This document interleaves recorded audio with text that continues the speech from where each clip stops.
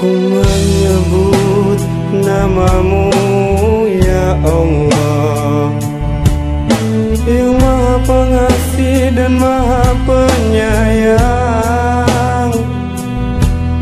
Segala puji bagimu ya Allah, Tuhanku penguasa alam ya Allah.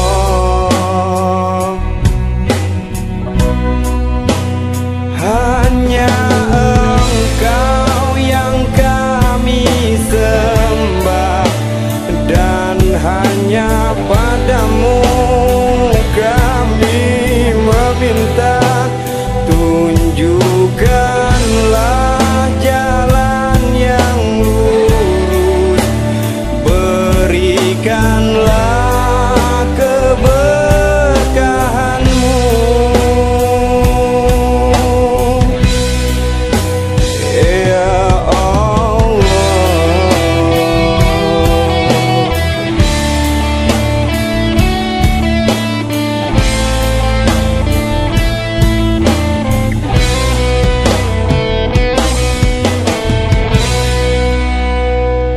Hasbunallah wa ni'mal wakil, ni'mal maula wa ni'man nasir. Hasbunallah wa ni'mal wakil, ni'mal maula wa ni'man nasir. Hasbunallah wa ni'mal wakil, ni'mal maula wa ni'man nasir.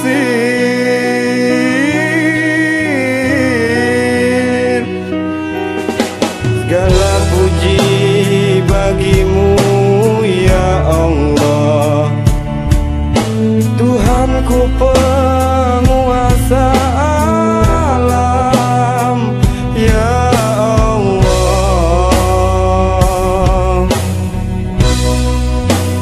Hanya Engkau yang kami sembah, dan hanya padamu kami meminta.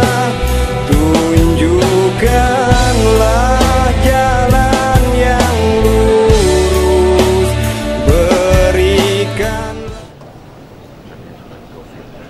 Bismillahirrahmanirrahim. Alhamdulillahirabbil alamin. Wassalatu wassalamu ala asyrofil mursalin Muhammadin nabiyil amin wa ala alihi wa sahbihi ajmain. Subhanaka la ilma lana illa ma 'allamtana innaka antal alimul hakim. Wala haula wala quwwata illa billahil aliyyil azim. Amma ba'd. Bapak Ibu jemaah salat maghrib masih lagi hadir dirahmati Allah. Alhamdulillah kita sehat-sehat, dan hari ini hari Kamis malam Jumat kedua di bulan Maret 2020, tepatnya tanggal 12.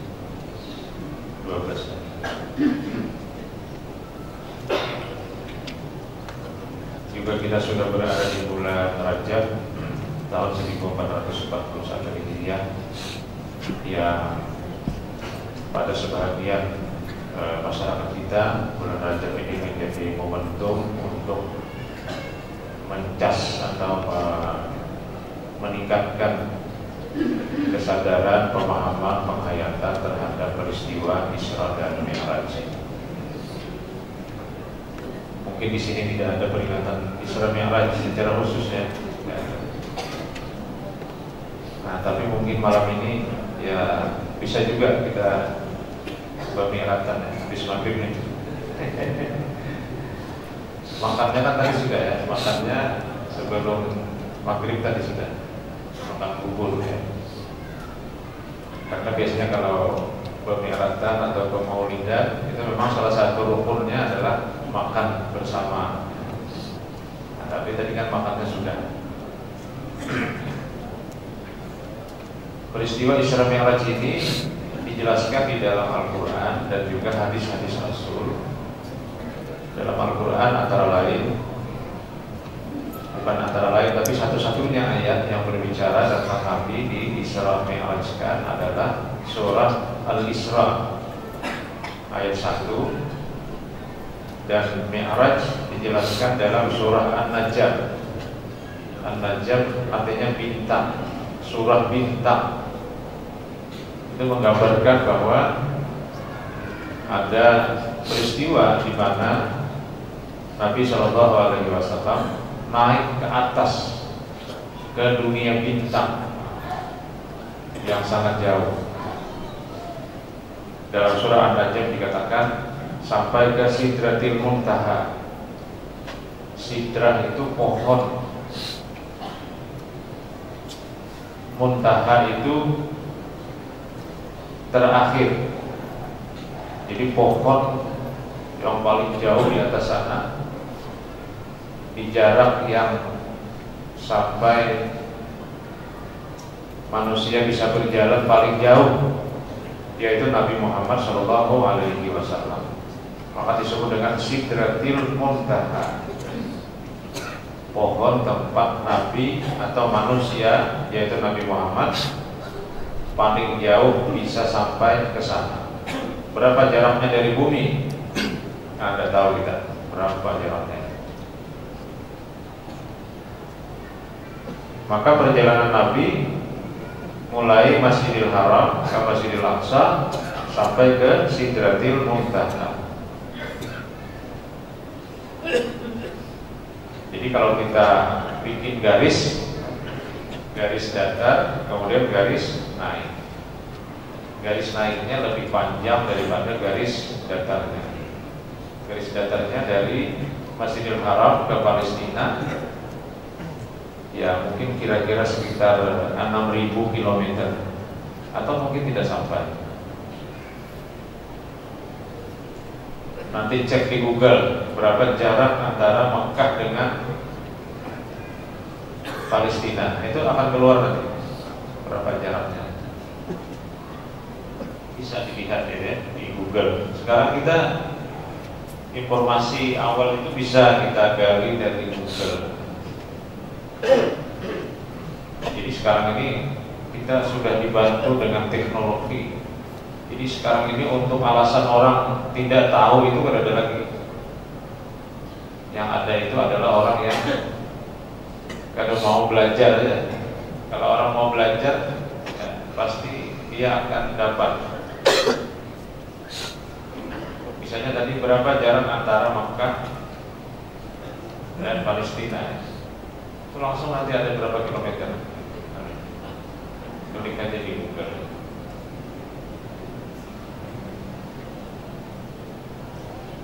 Oh, sekitar 1.500 km, bukan 6.000. 1.500 km itu kalau jarak Banjarmasin Jakarta itu kan kira-kira 900-an kilometer ya. Sehingga perjalanannya kira-kira 1 jam lebih sedikit.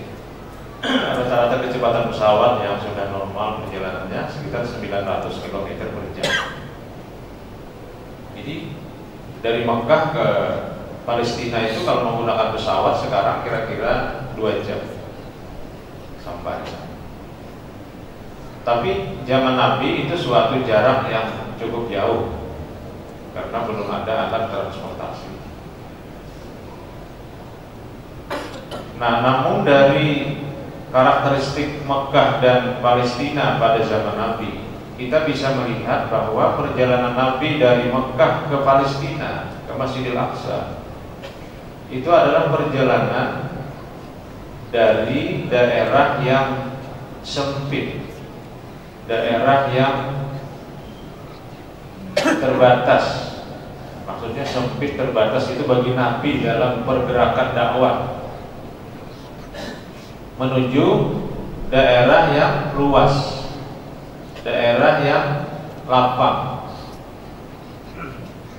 Jadi perjalanan Isra itu perjalanan dari daerah suasana yang sempit, yang picik, yang penuh dengan tekanan menuju daerah yang luas, yang makmur,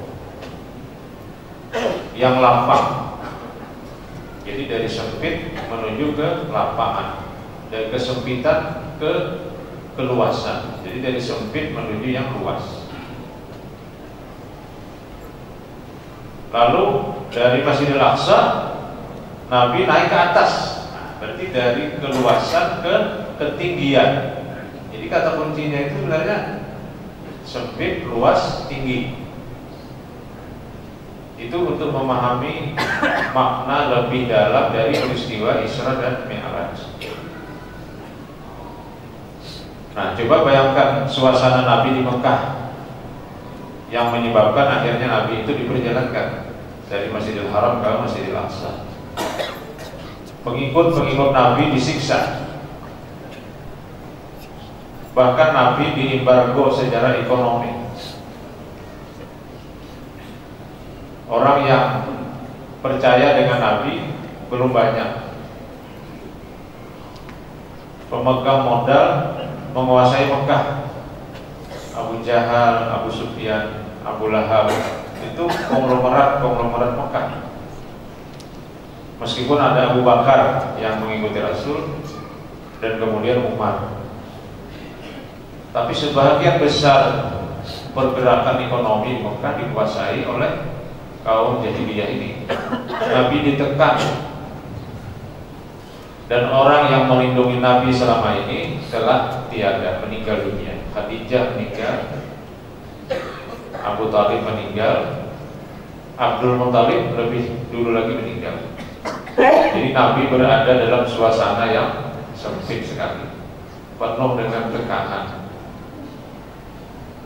Nah, lalu Nabi kemudian dibawa ke Palestina untuk merasakan daerah yang penuh dengan keamanan dan ketenangan. Pada waktu itu, meskipun Palestina itu dalam sejarahnya pada saat peristiwa Isra Mi'raj itu dibawa kekuasaan Bizantium, karena gantian kan Bizantium, Persia, Bizantium, Persia. Pada waktu itu dalam sejarah dikuasai oleh Bizantium, Romawi Timur, yang berpusat di Turki, bukan di Italia, tapi di Turki. Romawi Timur. Romawi itu ada Romawi Barat, Roma. Ada Romawi Timur, arah ke timur maksudnya di Turki.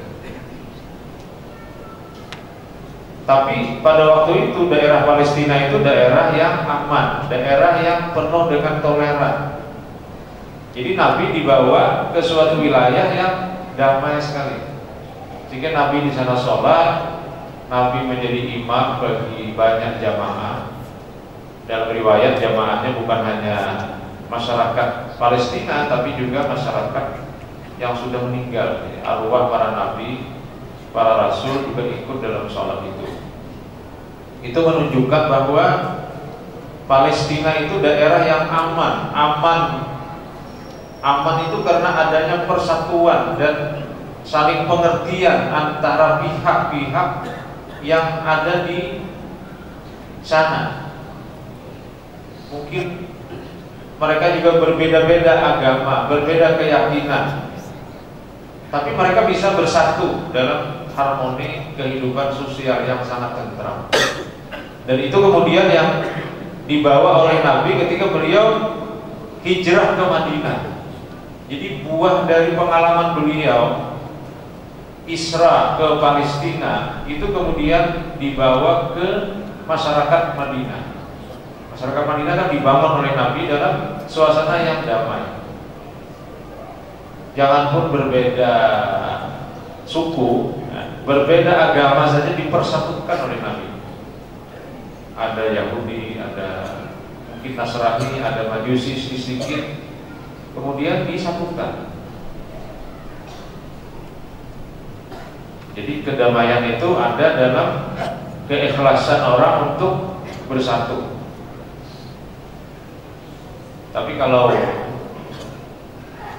masing-masing orang atau masing-masing kelompok menonjolkan identitas kelompoknya, tidak mau meleburkan identitas kelompoknya, ya tidak akan ada rasa aman dan rasa damai. Di dalam keluarga juga sama. Kalau egoisme masih mendominasi suami atau istri, maka tidak akan ada rasa aman di dalam rumah tangga. Itu sama juga dalam sebuah negara. Sehingga pada saat Nabi itu hijrah ke Madinah, apa yang terjadi? Orang-orang Madinah itu meleburkan kepentingan kelompoknya untuk membantu orang-orang muhajirin. Jadi apa yang disebutkan di dalam Al-Quran, wa yusiruna ala anfusihim walau kana bihim khasassah. Orang-orang Ansar itu, orang-orang Madinah itu, mereka mengorbankan keperluan-keperluan hidupnya demi menolong orang-orang muhajirin. Walau kana bihim khasassah. Sekalipun sebenarnya mereka sangat membutuhkan terhadap apa yang mereka berikan kepada orang-orang muhajirin. Rumah dikasihkan, kebun kurma, makanan dikasih. Itu artinya orang yang meleburkan kepentingan-kepentingan individu kelompoknya demi menolong saudaranya. Nah, jadi Nabi berhasil menerapkan perdamaian itu di Madinah. Meskipun Mekah kemudian setelah sekitar 10 tahun Nabi berada di Madinah juga menuruti gaya hidup orang-orang Madinah. Mereka mau meleburkan diri dalam sebuah persatuan dan kesatuan. Nah, jadi itu Isra itu perjalanan dari kesempitan kepada keluasan. Sehingga ada yang mengatakan Nabi dibawa berjalan dari Mekah ke Palestina itu ya hiburan. Dalam bahasa Al-Quran, linuriyahu min ayatina, untuk kami perlihatkan kepada Nabi Muhammad itu sebahagian dari tanda-tanda kebesaran kami. Ya, maksudnya tanda-tanda kehidupan yang nyaman, yang aman, yang tentram. Karena Allah menghendaki ketentraman, kedamaian. Sampai agamanya saja disebut Islam. Islam itu artinya damai, agama damai. Jadi Nabi linuriyahu min ayatina. Disebutkan sebenarnya juga alladzi barakna haulahu, yang kami beri berkah di sekitarnya. Dalam tafsir dikatakan itulah Syam dan Palestina.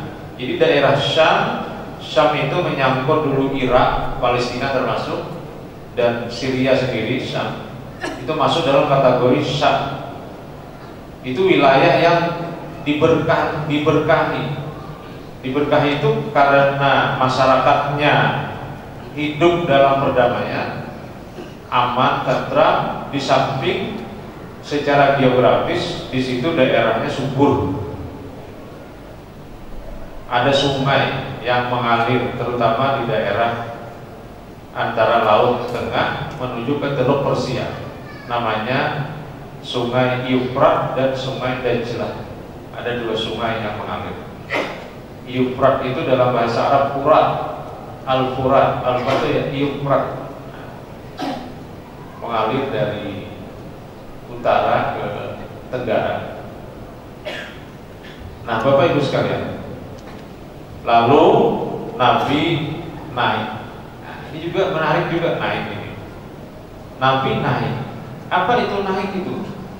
Naik itu untuk mencapai keluasan dalam ketinggian. Orang kalau tinggi, kita naik ke atas, itu pandangannya kan luas. Nah, kalau kita ini bagaimana naiknya? Bagaimana mi'rajnya kita ini? Ya, mi'rajnya kita melalui ilmu pengetahuan.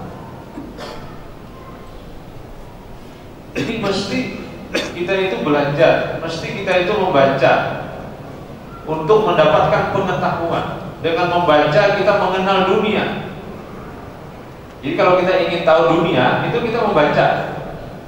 Kalau cukup mendengar seperti ini nggak cukup, melihat juga nggak cukup, melihat TV aja nggak cukup. Tapi membaca ini adalah titah yang pertama diturunkan oleh Allah kepada Nabi Muhammad dan tentu juga kepada kita. Membaca. Jadi membaca itu jendela ilmu itu membaca.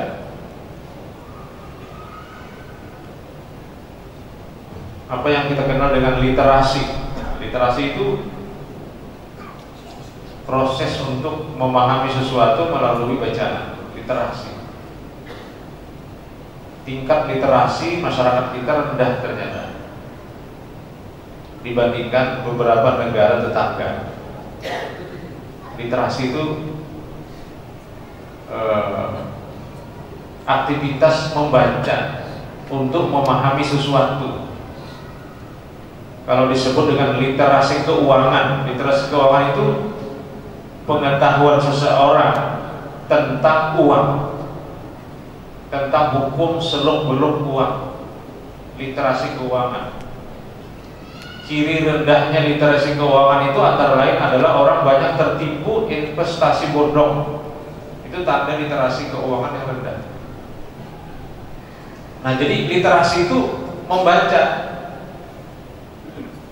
Maka melalui membaca kita akan berada di dalam atau pada posisi ketinggian, karena membaca menghasilkan ilmu. Dengan ilmu orang bisa melihat sesuatu lebih luas. Tapi kalau kita hanya belajar dari YouTube atau belajar dari media sosial, memang tidak salah, tapi itu tidak cukup. Kalaupun kita ingin memanfaatkan media sosial, cari situs-situs yang menghadirkan bacaan bermutu. Google sudah memfasilitasi namanya Google Scholar. Nah, ini tentu adik-adik mahasiswa pasti mungkin setiap hari membuka Google Scholar. Lalu di situ ada Google Cendikia. Klik itu Google Cendikia. Nanti diklik tema apa yang ingin kita pelajari. Di situ akan keluar artikel-artikel jurnal bermutu dalam semua bahasa. Kalau biar pandai bahasa Inggris, silakan ya. Kita ingin tahu COVID-19. COVID itu corona virus, D-nya itu penyakit katanya, bahasa Inggris penyakit. 19 itu 19 itu maksudnya nomornya ya. Di situ dijelaskan bagaimana ini, kenapa disebut corona, kenapa disebut ini virus, kenapa dinamai 19. Ada di sini. 19 itu maksudnya munculnya dan di tahun 2019. Jadi kita tidak akan terjebak di dalam hoax karena kita membaca bacaan yang bermutu. Tapi kalau informasi WhatsApp, apalagi WhatsApp ini ada kina video-video yang menggambarkan tokoh-tokoh itu saling serang. Itu kan tentu itu. Jangan-jangan itu potongan orang berpidato di sini diambil sedikit, kemudian digabung-gabung sedikit. Misalnya Mahfud MD disuruh bertobat oleh Gus Solah. Wah, lalu kan image kita, wah Mahfud MD ini berarti melakukan dosa besar nih.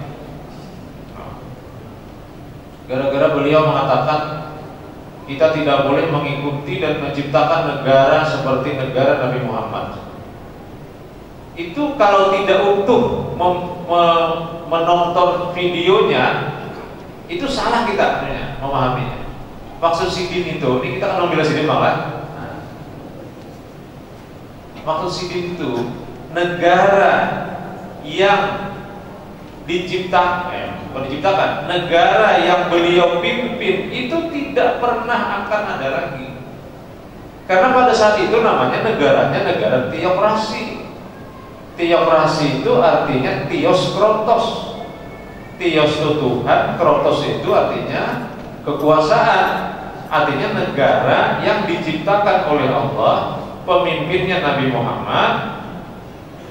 Kan tidak akan ada lagi Nabi Muhammad itu muncul. Itu maksud beliau itu.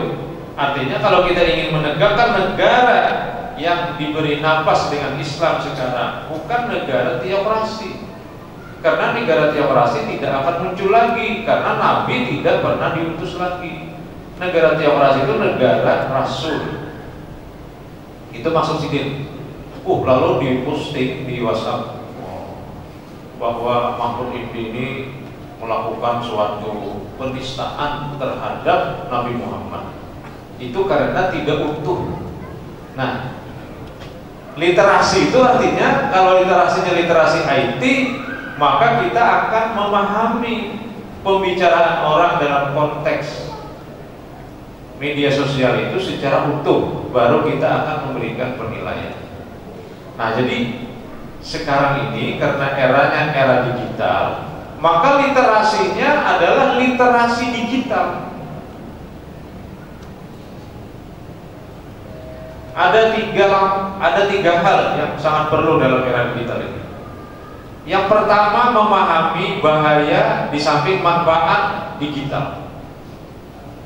Memang ada manfaatnya banyak, tapi bahayanya juga banyak. Ini yang pertama, memahami manfaat dan bahaya informasi-informasi yang disebarluaskan melalui media sosial era digital. Ini bagian dari literasi digital, membaca era digital. Yang kedua ini terkait dengan, ini termasuk yang dilakukan oleh Masjid Al-Jihad yang kedua ini, menyebarluaskan konten-konten yang bermanfaat dengan menggunakan kemajuan teknologi digital. Ini kan sedang streaming nih, streaming ceramah-ceramah, itu artinya kita terlibat langsung untuk memanfaatkan era digital untuk hal-hal yang positif. Nah, makanya sekarang ini ustadz-ustadz itu berlomba juga membuat YouTube, ya, bikin YouTube kemudian diupload di media sosial, dan inilah nanti yang akan mewarnai dakwah era digital. Nah, alhamdulillah masjid-masjid Muhammadiyah itu tidak ketinggalan langkah dalam hal ini. Sehingga saya Al-Ummah juga di Beruntung Jaya kan, itu lebih awal. Al-Ummah lebih awal, kemudian diikuti oleh masjid-masjid yang lain termasuk Al-Jihad. Itu yang kedua untuk literasi di era digital ini. Jadi ada sedikit pergeseran dan penambahan, bukan tapi penambahan. Yang mulanya literasi itu terkait dengan penelaahan kita terhadap informasi-informasi tercetak tertulis, sekarang bertambah menjadi informasi pada aspek atau pada teknologi informasi digital. Nah, jadi tadi yang pertama, memahami manfaat dan bahaya. Yang kedua, ikut serta menyebarluaskan konten-konten yang bermanfaat. Yang ketiga ini terkait dengan perguruan tinggi, yaitu melakukan kajian dan penelitian tentang dunia digital. Jadi mesti terutama perguruan tinggi terlibat dalam pengkajian dan pengembangan persoalan digital. Mungkin Bapak juga melihat melalui media sosial ada anak-anak Fakultas Teknik di Universitas Islam Negeri Banda Aceh. itu mengembangkan sebuah software yang meng-off-kan handphone kita secara otomatis pada saat sekitar waktu sholat. Nah ini kan luar biasa nih, bermanfaat nih. Itu hasil dari penelitian dan pengembangan. Nah tentu ini anak-anak IT, mungkin di sini ada anak-anak IT yang kuliah di OLM atau di mana saja. Itu harus dikembangkan software-software yang bermanfaat untuk kepentingan Islam. Kayak tadi, jadi orang kalau masuk misalnya masjid itu otomatis sudah. Nah tapi tadi dipasang, di masjid ini ada alat yang dipasang yang menyebabkan handphone yang kita bawa masuk ke dalam masjid ini off sementara. Jaringan online-nya otomatis termandak. Kan itu keren kan? Keren ya kan? Artinya itu sesuatu yang sangat bermanfaat. Nah inilah tugas kita Bapak Ibu sekalian. Jadi kita tidak bisa lari dari era digital ini, tapi kita harus masuk ke dalam dengan 3 kegiatan ini. Yang pertama sosialisasi tentang manfaat dan bahaya digital. Yang kedua ikut serta untuk menyebarluaskan konten yang bermanfaat. Yang ketiga melakukan penelitian dan pengembangan terhadap atau tentang hal-hal yang terkait dengan era digital. Nah kalau ini kita lakukan, maka apa yang dititahkan oleh Allah dalam Iqra itu berarti kita penuhi dan kita sudah naik ke ketinggian. Jadi seperti Nabi juga melakukan Mi'raj, kita naik ke ketinggian dan dengan ketinggian itu kita akan lebih mudah mengelola kehidupan ini. Memang tidak sama dengan Nabi kita. Kalau Nabi kita setelah naik ke ketinggian, beliau kemudian diberikan pengalaman spiritual yang lengkap. Di mana lengkapnya itu? Karena beliau dibawa langsung oleh Allah, oleh Jibril, melihat surga dan neraka. Nah ini mungkin kadang-kadang dituruti ya, karena kita ada Nabi kan. Tapi orang yang saya kira tingkat pengetahuannya semakin tinggi, walaupun tidak pernah melihat surga dan melihat neraka yang sebenarnya, tapi dia sudah akan sampai kepada kesimpulan bahwa memang surga neraka itu sesuatu yang hak, sesuatu yang sebenarnya ada. Dengan ilmu yakin, dengan ilmu yang memberi keyakinan. Tapi kalau Nabi dengan ainul yakin, dengan ain, dengan mata kepala yang setelah Nabi melihat yakin. Ada orang dipukuli kan, udah bau. Apa itu dia Nabi? Jibril itu orang yang kepalanya berat untuk tunduk kepada Allah. Mukuli alladzina tatasaqala ru'usuhum 'anis shalatil maktubah. Itu orang yang kepalanya berat dari tunduk sujud menunaikan sholat fardu. Dipukuli kepalanya. Maka kalau melihat ulun kan bisa bayangkan kalau seandainya pian-pian biasanya kan melihat orang dipukuli oleh malaikat. Kalau takutnya kenapa ini malaikat? Jadi malaikat karena ini kan sembahyang. Pasti seberataan sembahyang orang pendekat masih gitu. Karena ainul yakin, melihat dengan mata kepala. Tapi kan kita tidak melihat. Kayaknya kok orang lebih aja antara yang sembahyang lawan kada ya tetap bisa berjalan-jalan aja. Tapi di akhirat orang yang tidak sholat dipukul. Ada orang yang disetrika belakang disetrika, hancur belakangnya disetrika, mukanya juga disetrika. Apa itu jar Nabi? Itu ya Rasul, ya Muhammad, itu orang yang tidak menunaikan zakat. Walladzina yaknizuna adz-dzahaba wal fiddata wa la yunfiqunaha fi sabilillah Orang yang menyimpan emas, menyimpan perak dan tidak berzakat, nanti yuhma, dipanasi, ya, disetrika, dipanasi, disirau bahasa Arabnya, bahasa kampungnya, dipanasi mungkin lawan api, disetrika atau diapiin. Di mana? Di mukanya dan di belakangnya. Di dunia pindah kurang lebih aja, membacakan akada itu ya kurang lebih hidup biasa. Nah itu mungkin bedanya. Tapi tentu bagi orang yang memiliki ilmu pengetahuan dan keyakinan yang kuat tentang agama, dia juga akan memiliki keyakinan seperti yang diinformasikan oleh Rasul dan oleh ayat-ayat Al-Quran. Nah itulah Pak, peristiwa Isra Mi'raj itu mengubah atau meningkatkan keyakinan Rasul SAW dan tentu juga meningkatkan keyakinan umat Islam sebagai umat Rasul SAW, sehingga ketika beliau balik dari peristiwa itu, pagi harinya beliau didatangi oleh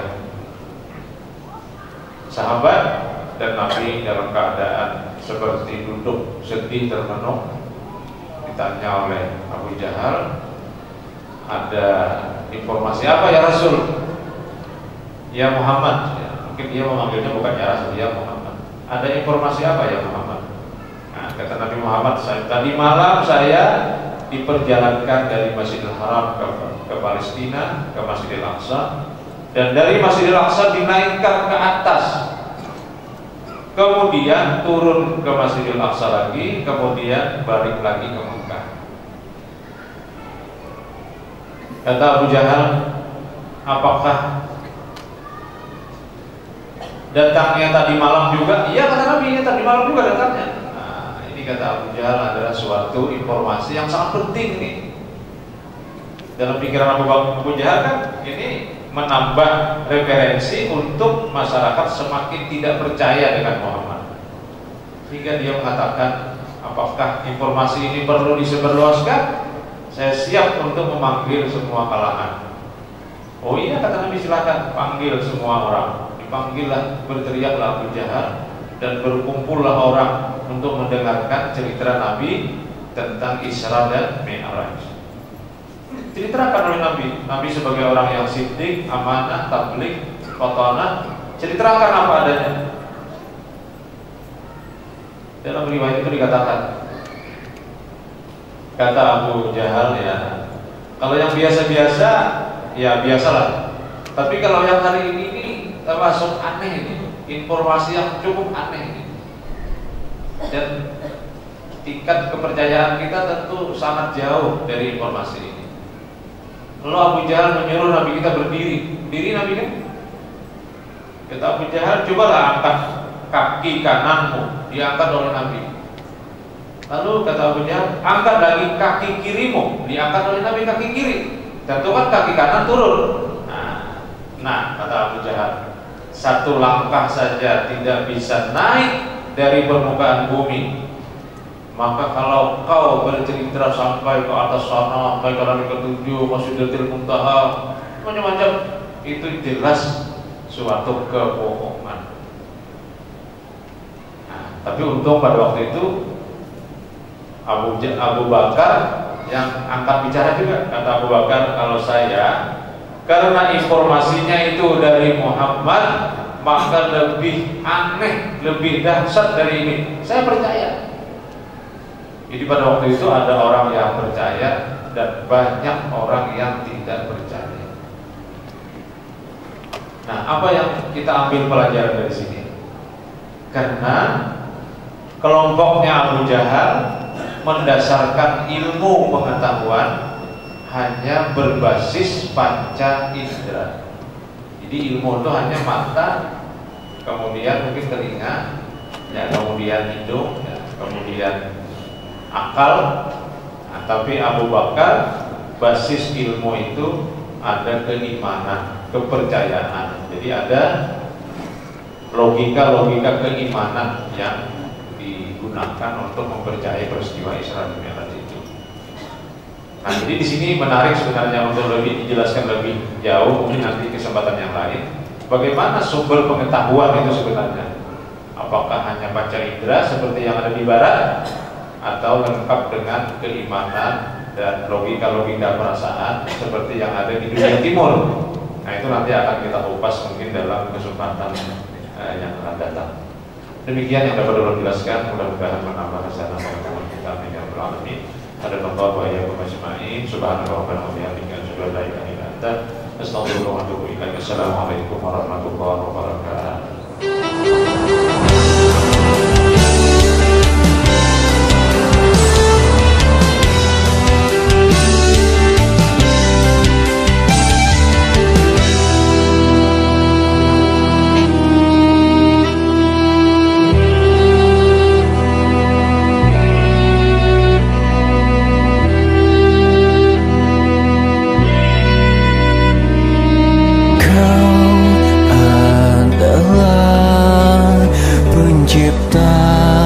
Dari semua yang ada di dunia, terhilang ku menyadarinya.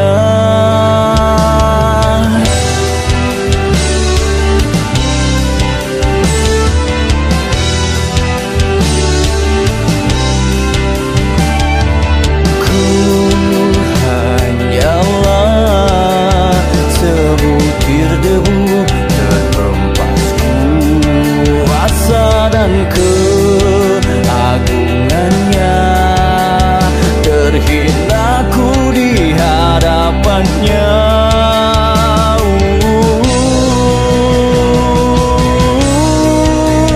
Beribu nikmat kau berikan kepadaku, beribu dosa ku balaskan kepadamu.